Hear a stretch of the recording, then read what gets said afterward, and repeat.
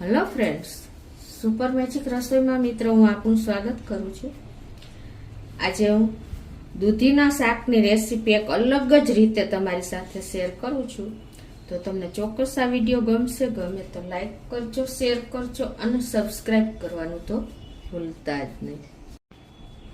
તો એના ઇન્ગ્રેડિયન્ટમાં મેં અત્યારે એક દૂધી લીધી છે, રૂટીન મસાલા છે, 2 ટમેટાની પ્યુરી મીડિયમ સાઈઝના કરી લીધી છે, કિચન કિંગ મસાલો છે, ધાણા ભાજી છે, દહીં છે, ખડા મસાલા છે, મીઠું છે, ખાંડ છે અને ગરમ મસાલો છે અને ચણાનો લોટ છે। તો બનાવવાનું ચાલુ કરીએ।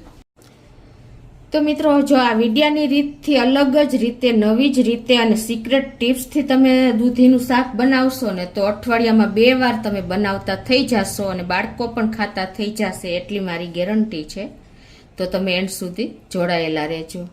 તો મિત્રો, હવે ખાસ શું હું તમને નાની નાની ટિપ્સ સાથે જ શેર કરીશ કે આપણે દૂધી લેવા જાય ને તો દૂધી કેવી પાસ કરવાની, કે એકદમ આવી મીડિયમ સાઈઝની જાડી અને પતલી એવી દૂધી હોય ને એવી એકદમ કૂણી, આપણે આવી રીતે નખ મારીને તો પાણી છૂટે ને એવી દૂધી, ઇઝીલી છાલ ઉતરી જાય ને એવી દૂધી પાસ કરવાની છે। બહુ જાડી કે વચ્ચેથી આમ પોલી હોય ને એવી દૂધી નથી લેવાની, ખાસ નોટ કરજો। અને બીજું કે ફ્રેશ દૂધીનું નિશાની શું છે કે જો આવી રીતે લાઇનિંગ દેખાય, તમને ખ્યાલ આવે છે? આવી રીતે લાઇનિંગ વાળી હોય ને એ દૂધી એકદમ ફ્રેશ હોય। તો તમે ખાસ નોટ કરજો કે દૂધી લેવા જાવ ને ત્યારે પણ આ જે બિગનર્સ લોકો છે ને એને ખ્યાલ નથી હોતો, તો આ ચૂઝ કરવાની છે। તો હવે એને પહેલા તો આપણે પીલ કરી લેશું। પીલ કર્યા પછી આપણે આગળ અને પાછળની ડંઠલ દૂર કરી દેશું અને હવે એને આપણે આવી રીતે 2 ભાગમાં કટ કરી લેશું અને આ દૂધીને આપણે સીધી પાણીમાં જ સુધારવાની છે।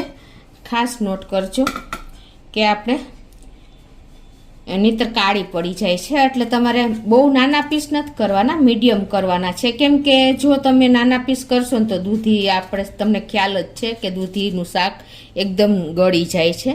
તો આ રીતે આપણે એના પીસ મીડિયમ સાઈઝના કરી લેશું। અને બીજું મિત્રો, જો વચ્ચેથી દૂધી કાળી હોય ને તો પણ કડવી લાગે છે, એટલે તમારે દૂધી સમારતા પહેલા એ પણ જોઈ લેવાનું, પ્લસ આ રીતે તમારે પીસ કરીને ટેસ્ટ કરી લેવાનો। જો ઘણી વખત દૂધીનો ટેસ્ટ અલગ જ હોય છે, તો આવી નાની નાની બાબત ખાસ નોટ કરજો। હવે આ દૂધીને જો આપણે પાણીમાં જ સમારી લીધી છે, આપણે બહાર સમારીને તો ઘણી વખત કાળી થઈ જાય છે, એટલે હવે આને આપણે પાણી નિતારી લેશું આ રીતે બહાર। તો આ રીતે જો આપણે દૂધીનું સાવ પાણી એકદમ ગયણામાં રાખીને મેં કાઢી લીધું છે, એટલે જરા પણ પાણી બચ્યું નથી। હવે શું વાત આવે છે કે આપણને દૂધીનું શાક શું કામ નથી ભાવતું, કે દૂધીનો એક તો ટેસ્ટ જ નથી હોતો, દૂધી ટેસ્ટમાં ફીકી હોય છે અને આપણે સીધી એને વઘારી દઈએ છીએ ને તો એનો ટેસ્ટ આવતો જ નથી, અને જે મસાલો નાખીને આપણે કરીએ છીએ ને તો પણ ટેસ્ટ, મસાલાનો ટેસ્ટ પાણી મારીએ છીએ, દૂધીમાં ચડતો જ નથી। તો એના માટે આપણે અત્યારે દૂધીને મેરિનેટ કરવાની છે। જેમ આપણે પનીરને મેરિનેટ કરીને આપણે સબ્જી કે શાક બનાવીએ છીએ ને એ રીતે જ આ શાક બનાવવાનું છે। તો એમાં પહેલા મસાલા કરી લેશું। તો પહેલા તો મેં જો અત્યારે 3 ચમચી જેવો લોટ, ચણાનો લોટ છે એને શેકી લીધો છે, લાઇટ એવું એનું જે કચાશ દૂર થાય ને એટલો જ શેકવાનો છે અને કલર ચેન્જ ન થવો જોઈએ, એ ખાસ નોટ કરજો। તો પહેલા આપણે આ શેકેલા લોટને 3 ચમચી જેવો દૂધીની અંદર નાખી દેશું। એના હિસાબે શું થશે કે આપણી દૂધીનો શાકનો ટેસ્ટ અલગ જ આવશે। તો આ રીતે આપણે 3 ચમચી નાખી દીધો છે અને હવે એમાં આપણે મસાલા કરશું। તો 1/4 ટીસ્પૂન જેટલી આપણે હળદર અત્યારે નાખી દેશું, 1 ટીસ્પૂન જેવો આપણે કાશ્મીરી લાલ મરચું નાખશું, 1 ટીસ્પૂન ધાણા જીરું નાખશું અને 1/4 ટીસ્પૂન જેટલો આપણે કિચન કિંગ મસાલો નાખશું। જો તમારી પાસે ન હોય તો તમે ગરમ મસાલો પણ નાખી શકો છો અને 1 ટીસ્પૂન જેવું આપણે તેલ નાખી દેશું અને 1/4 ટીસ્પૂન જેટલું મીઠું નાખી દેશું અને હવે આને આપણે હાથેથી કે ચમચેથી મિક્સ કરી લેશું આ રીતે। આના હિસાબે આપણે દૂધીમાં મસાલો પણ અંદર ચડી જશે અને આપણે જ્યારે શાક બનાવશું ને ત્યારે દૂધી ફીકી નહીં લાગે। આ રીતે જો આપણે મેરિનેટ કરી દીધી છે. આપણે જ્યારે પનીર મેરિનેટ કરીએ છીએ ને ત્યારે લસણની પેસ્ટ નાખીએ છીએ. જો તમે ખાતા હો ને તો આ સ્ટેજે તમારે લસણની પેસ્ટ નાખી દેવાની. અને બીજું મિત્રો કે આપણે જ્યારે દૂધી ચડી જાય છે ને ત્યારે એકદમ ગળી જાય છે અને પોચું થઈ જાય છે. તો એના માટે હું તમને આગળ જ એની સિક્રેટ ટિપ્સ બતાવું છું. અને બીજું કે મિત્રો આ રીતે જો આપણે ચણાનું બેસન એટલે કે લોટ નાખ્યો છે ને તો એકદમ પાણી પણ નહીં છૂટે અને બધું એબ્ઝોર્બ થઈ જશે. તો આ રીતે આપણે મિક્સ કરી લીધું છે, મસાલા સાથે મેરિનેટ કરી લીધી છે. તો હવે એને સાઈડ ઉપર રાખી દેશું. હવે આપણે વઘાર કરશું. તો ગેસ ઓન કરીને આપણે કુકરમાં જલ્દી બને એટલે બનાવીશું.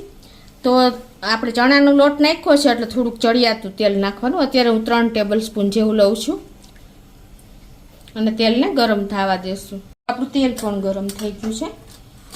1 ટીસ્પૂન જેવું આખું જીરું નાખી દેશું. 2 પિંચ જેટલી રાઈ નાખી દેશું.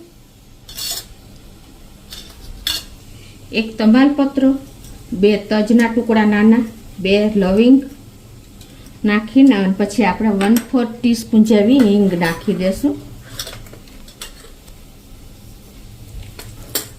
અને હવે એમાં આપણે 1 ટીસ્પૂન જેવું આદુ મરચાંની પેસ્ટ કરી છે એને નાખી દેશું. અને 1 લીમડાની ડાળી આપણે પાંદ નાખી દેશું આ રીતે. અને આદુ મરચાંની પેસ્ટને આપણે સ્લો ફ્લેમ ઉપર જ આ પ્રોસીજર કરીએ છીએ. સંતળાવા દેશું 50 દૂર થાય ત્યાં સુધી. અને હવે આ સ્ટેજે આપણે જ્યાં મેં 2 ટમેટાની પ્યુરી કરી છે, કાચા ટમેટા જ છે, એ નાખી દઈશું.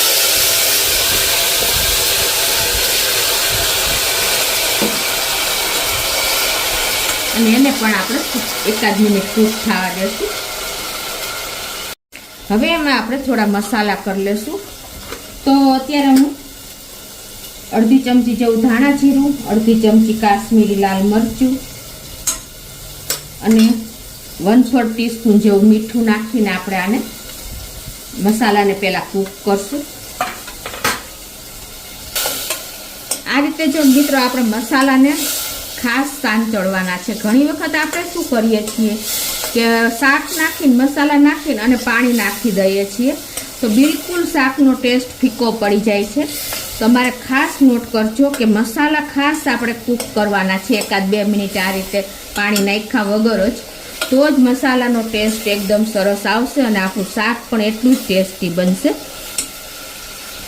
તો આ રીતે જો આપણે 1-2 મિનિટ મસાલાને પણ તેલમાં જ કૂક કરી લીધા છે અને અત્યારે જો એકદમ સરસ આપણું શાકનું તેલ છૂટી ગયું છે. હવે આપણે ગેસ બંધ કરી દઈશું અને આપણે સિક્રેટ હું તમને એક ઇન્ગ્રેડિયન્ટ બતાવું છું. તો એમાં આપણે અત્યારે 2 ચમચી જેવું દહીં નાખી દઈશું. ગેસ બંધ કરીને નાખવાનું છે, ખાસ નોટ કરજો, કેમ કે નહીતર આપણું દહીં ફાટી જશે. અને એને આપણે આ રીતે 1-8 મિનિટ આ રીતે મસાલામાં મિક્સ કરી લેશું. તેલ આ દહીંના હિસાબે મિત્રો આપણા શાકનો ટેસ્ટ વધી જાય છે, પ્લસ આપણા શાકમાં થોડું તેલ હશે ને તો પણ દેખાશે. હવે ગેસ ચાલુ કરી અને આપણે એને પણ કૂક કરી લેશું 1-8 મિનિટ. અને હવે લાસ્ટમાં આપણે 1 ચમચી જેવું ખાંડ નાખી દેશું. એનાથી આપણે શાકનો ટેસ્ટ ગળ્યો નહીં થાય પણ બેલેન્સ થઈ જશે આપણે ખટાશ ગળાશ સાથે. અને એને પણ આપણે આ રીતે મિક્સ કરી અને જો એકદમ સરસ આપણે આ 1-8 મિનિટ બધું કૂક કર્યું ને દહીં નાખ્યા પછી પણ તો જો એકદમ વધારે સરસ તેલ દેખાય છે.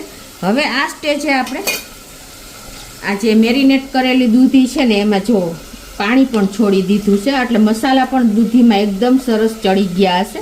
તો એને આપણે આમાં મસાલા સાથે નાખી દેશું અને એને આપણે આ રીતે ચલાવી લેશું. અને દૂધીને પણ મિત્રો આપણે જો મસાલા સાથે જ મીડિયમ ફ્લેમ ઉપર 2 મિનિટથી 3 મિનિટ આ રીતે ચલાવી લેવાની છે ને. એટલે શું થશે કે એકદમ સરસ બધો મસાલા સાથે જ દૂધી છે તો બધું એકદમ મેશ થઈ જશે અને આપણા શાકનો ટેસ્ટ પણ આના હિસાબે જ આવે છે મિત્રો. જો તમે તરત જ આ સ્ટેજે પાણી નાખી દેશો ને તો તમારું શાક હજી પણ ફીકું બનશે. મિત્રો શાકમાં હંમેશા કોઈ પણ શાક હોય તો તો તમારે એને મસાલા સાથે આ રીતે 2 થી 3 મિનિટ કૂક કરવાનું છે. પછી જ તમારે પાણી એડ કરવાનું છે. તો જ તમારું શાક એકદમ ટેસ્ટી બનશે અને ઘરના બધા મેમ્બર શાકના વખાણ કરતા નહીં થાકે. તો આ રીતે જો આપણે એકદમ સરસ મિક્સ કરી લીધું છે. 2 થી 3 મિનિટ આ રીતે કૂક કરી લીધું છે. હવે આ સ્ટેજે આપણે ચણાનો લોટ નાખ્યો છે ને એટલે અત્યારે હું 1 કપ જેવું પાણી ગરમ નાખું છું. મિત્રો ખાસ નોટ કરજો, ઠંડુ પાણી નથી નાખવાનું, તો પણ તમારું શાક ટેસ્ટ બદલી જશે. સેજ હુંફાળું પાણી નાખવાનું. એટલે શું થશે કે તમારું શાક એકદમ ઠંડુ નહીં પડે ને એટલે બધા મસાલા સાથે પાણી ગરમ હશે ને તો સરસ ટેસ્ટ આવશે. અને પાણી થોડુંક મેં ચડિયાતું નાખ્યું, કેમ કે આપણે બેસન નાખ્યું છે ને એટલે શોષી જશે. તો જો આપણું શાક પણ ઉકળી ગયું છે. મેં આ સ્ટેજે ટેસ્ટ કર્યો તો થોડુંક આપણને ટેસ્ટમાં મોરું લાગે છે, તો હું અત્યારે 1/4 ટીસ્પૂન જેવું મીઠું નાખી દઉં છું. તમે તમારા ટેસ્ટ એકોર્ડિંગ નાખી શકો છો. અને 1/4 ટીસ્પૂન જેવો ગરમ મસાલો નાખી દઉં છું. અને હવે આને આપણે મિક્સ કરી અને મીડિયમ ફ્લેમ ઉપર આપણે 2 વિસલ કરવાની છે.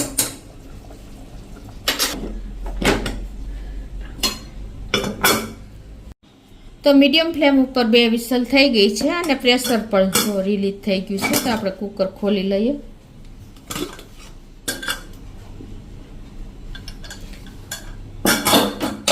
અને જુઓ આપણું શાક પણ સરસ કૂક થઈ ગયું છે.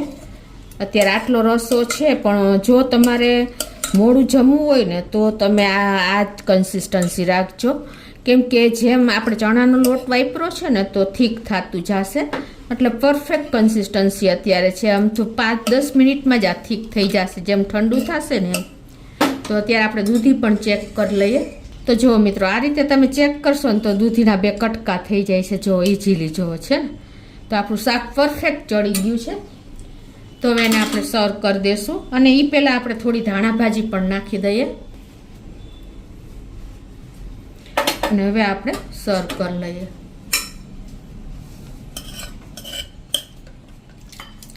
એકદમ અલગ જ ટેસ્ટમાં, અલગ જ રીતથી આપણે આ શાક બનાવ્યું છે મિત્રો. પંજાબી શાક જેવું તમને આ શાક લાગશે. આમ જોઈએ તો ધાબા જેવું બન્યું છે. એકદમ ટેસ્ટી અને ચટાકેદાર. તમને રસો પણ લાગે છે, પણ જેમ ટાઈમ જશે ને એમ તમારે થોડી વાર પછી ખાવું હોય ને તો આટલો રસો જરૂરી છે.